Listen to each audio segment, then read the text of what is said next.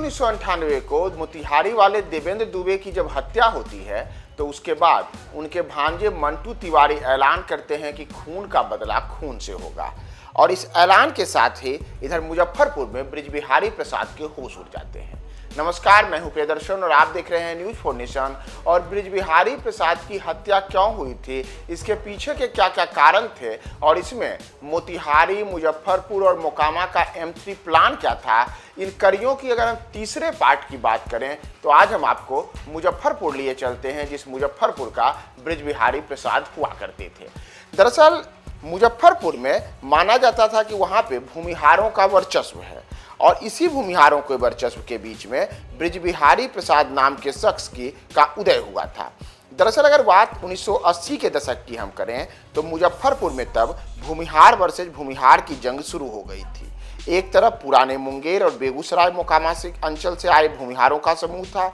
जिसमें वीरेंद्र सिंह, अशोक सम्राट से लेकर मिनी नरेश तक सभी इसी अंचल से आए दबंग थे।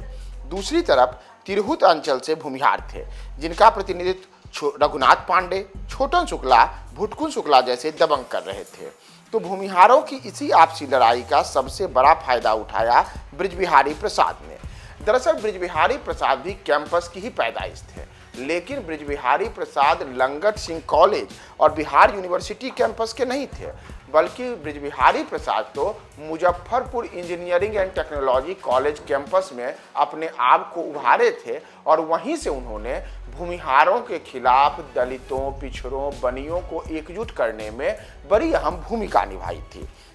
दरअसल कहा जाता है कि MIT कैंपस से निकलकर बृजबिहारी ने मुजफ्फरपुर के पूरे बैरिया क्षेत्र में बेहद कम समय में ही अपनी दबंगई कायम कर ली थी और भूमिहारों की आपसी लड़ाई, यानी कि पुराने मुंगेर और तिरहुत के इलाके से जो अलग अलग भूमिहार के जो युवा चेहरे थे और वहां जाके मुजफ्फरपुर में अपनी दबंगई कायम कर रहे थे, उसमें ताबड़तोड़ गोलियां चल रही थी, बमबाजी हो रही थी, आए दिन लोगों की हत्याएं हो रही थी। तो लगातार लाश गिरते भूमिहारों के ऊपर अब बृजबिहारी प्रसाद को एक बड़ा फायदा मिला और बृजबिहारी प्रसाद ने भूमिहारों की आपसी लड़ाई का फायदा उठाते हुए दलितों, पिछड़ों और बनियों का अपने आप को सबसे बड़ा मसीहा बना लिया। और न केवल मसीहा बनाया, बल्कि वर्ष 1990 में ही बृजबिहारी प्रसाद विधायक भी बन गए। जी हाँ, बृजबिहारी प्रसाद काफ़ी कम उम्र में ही विधायक बने और उन्होंने वर्ष 1990 के विधानसभा चुनाव में आदापुर विधानसभा क्षेत्र से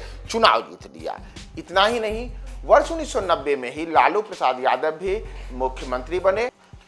और उसी दौरान लालू यादव के सबसे करीबी लोगों में बृजबिहारी प्रसाद ने भी अपने आप को शामिल कर लिया। यहाँ तक कि लालू यादव की सरकार में बृजबिहारी प्रसाद की अतूती बोलने लगी और इन सब का एक बड़ा कारण यह था कि लालू यादव भी चाहते थे कि बृजबिहारी प्रसाद के सहारे मुजफ्फरपुर और तिरहुत के इलाके में, जो उस दौर में भूमिहार बहुल इलाका माना जाता था, वहाँ अपने लोगों का वर्चस्व स्थापित कराना। तो दरअसल मुजफ्फरपुर में छोटन शुक्ला और बृजबिहारी प्रसाद के बीच इसी कारण से लड़ाई हो रही थी। छोटन शुक्ला यानी कि भूमिहार जाति से आने वाला एक शख्स और एक ऐसा शख्स जिसका पूरा का पूरा चाहे कॉलेज कैंपस हो या फिर उस इलाके में आए दिन जो अलग अलग लड़ाइयाँ हो रही थी, उन सब में AK-47 तक गड़ जाने वाले शख्स का नाम था छोटन शुक्ला। और छोटन शुक्ला और बृजबिहारी प्रसाद की लड़ाई उस दिन बेहद खास हो गई जब अचानक से टाउन थाना के सामने छोटन शुक्ला पर हमला होता है। लेकिन इस हमले में, इस गोलीबारी में छोटन शुक्ला तो बच जाते हैं, लेकिन छोटन शुक्ला ने ऐलान किया कि इस हमले का बदला लिया जाएगा और बदला भी लिया गया। बताया जाता है कि छोटन शुक्ला के इशारे पर ही बृजबिहारी प्रसाद पर हमला होता है, लेकिन बृजबिहारी प्रसाद भी उस हमले में बच जाते हैं। लेकिन इस हमले में बृजबिहारी प्रसाद का बॉडीगार्ड पवन मारा जाता है और यहीं से बृजबिहारी प्रसाद और छोटन शुक्ला के बीच की जो अदावत थी, यह अदावत काफ़ी चौड़ी हो जाती है। दरअसल शुक्ला ब्रदर्स जो थे, यानी कि छोटन शुक्ला, भुटकुन शुक्ला, मुन्ना शुक्ला, इन तमाम लोगों को के बारे में बताया जाता है कि उन पर LP शाही और हेमंत शाही का हाथ था। LP शाही यानी कि वैशाली के सांसद, जो राजीव गांधी मंत्रिमंडल में केंद्रीय मंत्री भी बने थे, यानी कि वे भी भूमिहार जाति से आते थे। तो ऐसे में वर्ष 1990 के दशक में ही जब छोटन शुक्ला और बृजबिहारी में आपसी तकरार बढ़ी, तो उस दौरान एलपी शाही और हेमंत शाही इन दोनों के बूते लगातार शुक्ला ब्रदर्स अपनी जो पैठ थी वह मुजफ्फरपुर में मजबूत कर रहे थे, तो दूसरी ओर बृजबिहारी भी लालू यादव के सहारे अपनी पैठ को लगातार न केवल मुजफ्फरपुर में मजबूत कर रहे थे, बल्कि दलितों, पिछड़ों और बनियों के मसीहा के तौर पर खुद को आगे बढ़ाने में उन्होंने सफलता भी हासिल कर ली थी। लेकिन यह क्या, इसी दौरान वर्ष 1994 में अचानक से तिरहुत में कुछ ऐसा होता है कि एक के बाद एक घटनाओं से पूरा तिरहुत हिल जाता है और इससे पूरा का पूरा जो तिरहुत का राजनीतिक परिदृश्य था वह सब कुछ बदल जाता है। दरअसल तिरहुत को हिलाकर रखने वाला ये जो वारदात है यह हुआ था वैशाली जिले के गैरोल प्रखंड में। दरअसल टेंडर विवाद में गांव के ही पिछड़ी जाति के दबंगों ने एलपी शाही के बेटे हेमंत शाही, जो कि तब विधायक थे, उनकी दिन दहाड़े हत्या कर दी और हेमंत शाही की हत्या से पूरा का पूरा मुजफ्फरपुर जल उठा। मुजफ्फरपुर में बड़े स्तर पर गोलीबारी हुई, कई लोग इस आपसी अदावत में मारे भी गए, कई लोग पुलिस के हत्थे चढ़े, कई लोग जन्म जन्मांतर के दुश्मन बन गए। और इन तमाम चीज़ों के बीच जब हेमंत शाही की मौत होती है तो इसके ठीक पहले ही मुजफ्फरपुर में उसी दौर में यानी कि वर्ष 1980 के बाद तब आनंद मोहन की भी एंट्री हो चुकी थी। आनंद मोहन यानी कि कोसी के दबंग, जिन्होंने क्रांतिकारी समाज पार्टी का गठन किया था और लोकसभा का चुनाव भी लड़ा था। तो वर्ष 1990 में जब आनंद मोहन ने जनता दल के टिकट पर विधानसभा का चुनाव लड़ा और जीता, तो उसके बाद कहा जाता है कि आनंद मोहन और लालू यादव के बीच में अदावत हो गई और इस दौरान आनंद मोहन ने लालू यादव को खुली चुनौती दी। तो ऐसे में आनंद मोहन अपनी पैठ लालू यादव के खिलाफ मजबूत करना चाहते थे और इसके लिए उन्होंने जगह चुना मुजफ्फरपुर। तो कोसी से निकल करके आनंद मोहन मुजफ्फरपुर आते हैं और वहाँ उनकी दोस्ती होती है छोटन शुक्ला और शुक्ला ब्रदर्स से। और ये तमाम लोग, अब यह पहला मौका था जब मुजफ्फरपुर में भूमिहार और राजपूत जाति के दो बड़े दबंग चेहरे एक दूसरे के साथ हाथ थाम कर वहाँ एक अपनी राजनीतिक पारी को आगे बढ़ाने की कोशिश में जुट गए। और इस जुटी हुई कोशिश का सबसे बड़ा खामियाजा अगर किसी को होना था तो वह शख्स थे बृजबिहारी प्रसाद। तो दरअसल मुजफ्फरपुर के इतिहास में भूमिहारों और राजपूतों जातियों के बीच की ये जो आपसी गठजोड़ वाले साथ थे, इस साथ का असर काफ़ी लंबे अरसे तक देखने को मिला। और इसका सबसे बड़ा असर यह देखने को मिला कि जिस हेमंत शाही की हत्या हुई थी, तो उनकी हत्या होने से जिस सीट पर अब विधानसभा का उपचुनाव होना था, वहाँ तय किया गया कि यहाँ पर हेमंत शाही की पत्नी वीना शाही विधानसभा का उपचुनाव लड़ेंगी और इस चुनाव को जिताने की जिम्मेदारी अपने कंधों पर ली छोटन शुक्ला और साथ ही साथ आनंद मोहन ने। यानी कि छोटन शुक्ला भूमिहार, तो दूसरी ओर जो आनंद मोहन थे वे राजपूत। और दरअसल वैशाली के अगर हम इलाकों की बात करें तो वैशाली के इलाके में भूमिहार और राजपूतों की अच्छी खासी आबादी है। नतीजा हुआ कि आनंद मोहन और छोटन शुक्ला की कोशिश का नतीजा है कि वर्ष 1993 के विधानसभा उपचुनाव में हेमंत शाही की पत्नी वीना शाही ने बड़े स्तर पर जीत हासिल कर ली और वह भी लालू यादव के कैंडिडेट को हराकर। तो लालू यादव के लिए यह एक बड़ा झटका था कि उनको दो दबंगों से हार का सामना करना पड़ा। यानी कि हेमंत शाही की पत्नी जो वीना शाही चुनाव जीती थी, उनके चुनाव जिताने में सबसे अहम भूमिका छोटन शुक्ला और आनंद मोहन की रही। लेकिन मामला यही खत्म नहीं हुआ। मामला तो तब बड़ा हो गया जब वर्ष 1994 में एक बार फिर से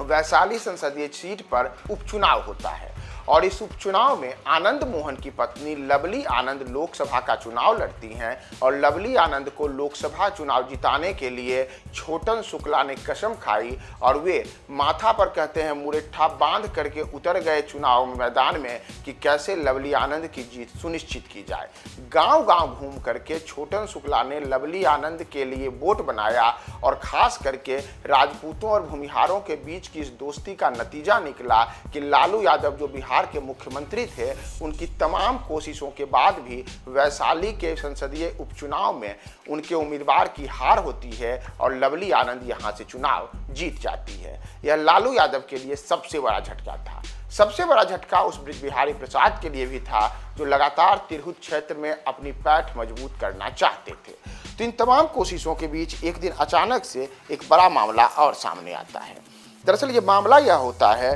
कि जब लवली आनंद लोकसभा का उपचुनाव जीतती हैं तो उसके बाद तय होता है कि अब छोटन शुक्ला भी विधायक बनेंगे, यानी कि विधानसभा का चुनाव लड़ेंगे। और जैसे ही वर्ष 1994 के लोकसभा उपचुनाव में लवली आनंद की जीत होती है और सामने वर्ष 1995 का बिहार विधानसभा का चुनाव रहता है, तो इससे लालू यादव भी काफ़ी चौकन्ने हो जाते हैं, क्योंकि उन्हें डर था कि जिस तरीके से सवर्णों की एकजुटता उनके खिलाफ हो रही है और इसमें छोटन शुक्ला साथ ही साथ जो आनंद मोहन थे, इनकी दोस्ती का बड़ा स्तर पूरे बिहार में देखने को मिल सकता है। यहाँ तक कि अगर आप याद करें तो आनंद मोहन ने वर्ष 1994 में जब लवली आनंद ने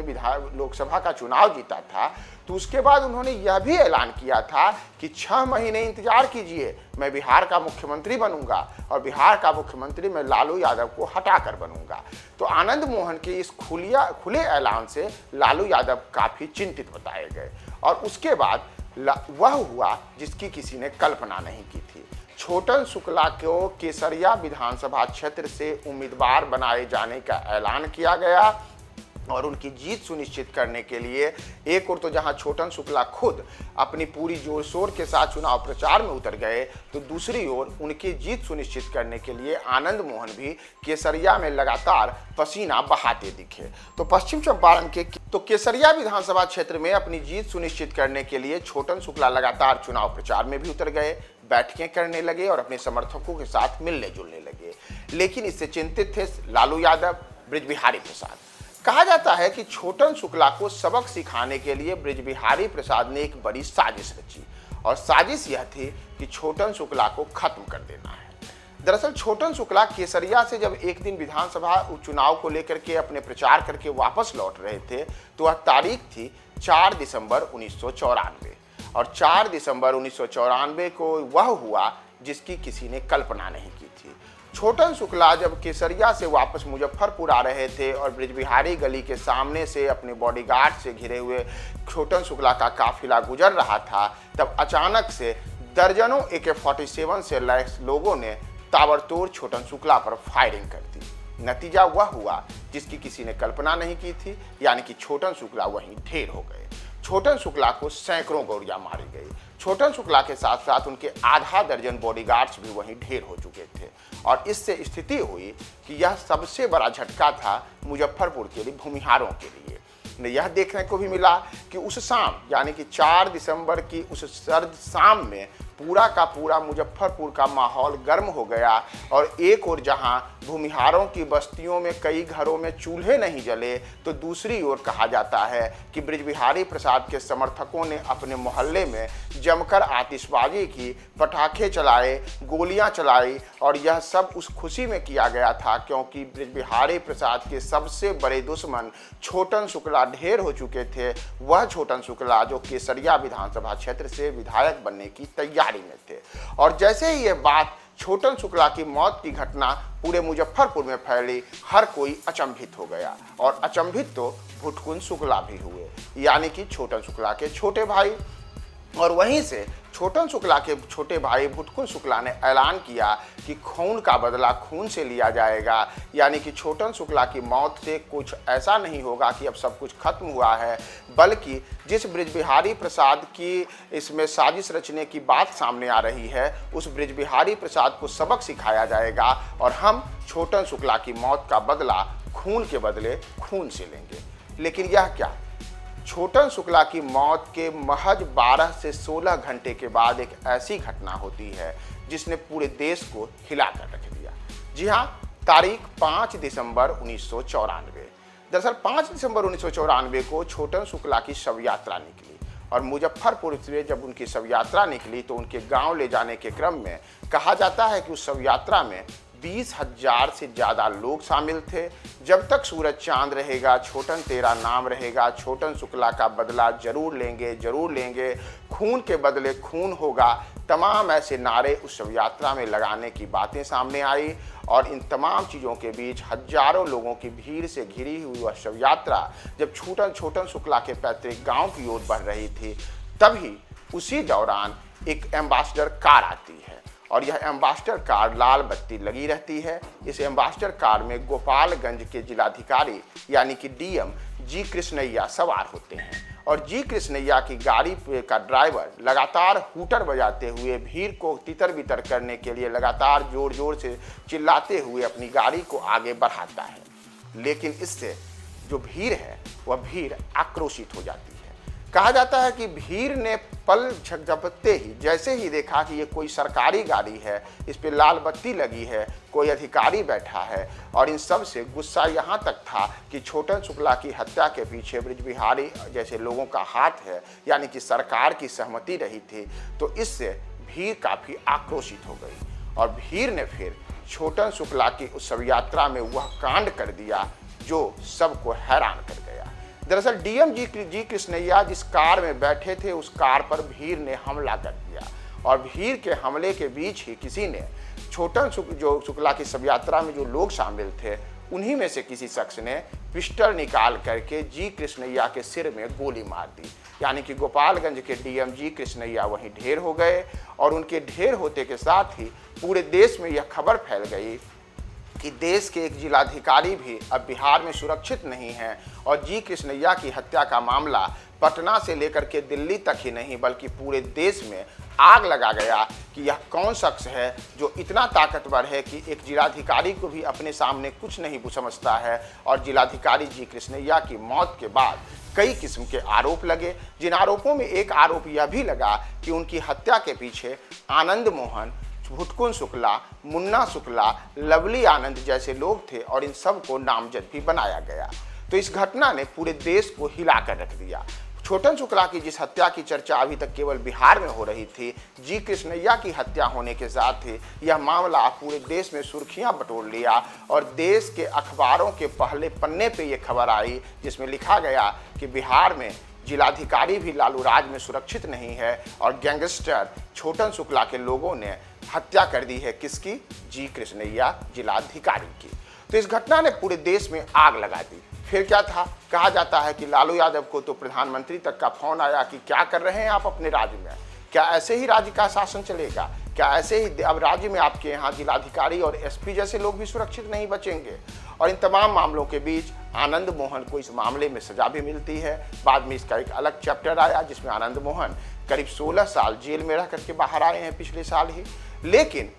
छोटन शुक्ला की हत्या के बाद भुटकुन शुक्ला ने उनकी शव यात्रा के बाद फिर से ऐलान किया कि खून का बदला खून से लिया जाएगा। उधर देवेंद्र दुबे की हत्या के बाद मंटू तिवारी ने भी ऐलान किया था कि खून का बदला खून से लिया जाएगा। तो जैसे मंटू तिवारी ने ऐलान किया था, इधर भुटकुन शुक्ला ने ऐलान किया और दोनों के साझा दुश्मन बन चुके थे ब्रिज बिहारी प्रसाद। तो अगले एपिसोड में हम आपको बताएंगे कि आखिर फिर क्या हुआ, भुटकुन शुक्ला ने कैसे ब्रिज बिहारी प्रसाद से बदला लिया। बने रहे न्यूज़ 4 नेशन के साथ।